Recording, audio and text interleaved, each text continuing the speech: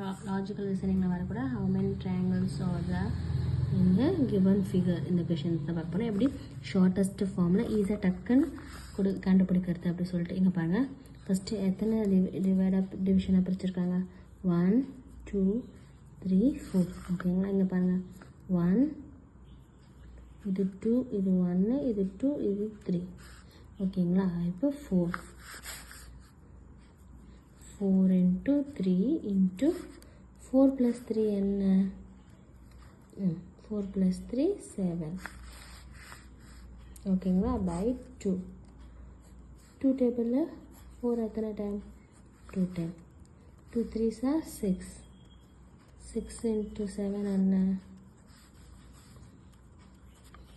42. அப்போது 42 triangles.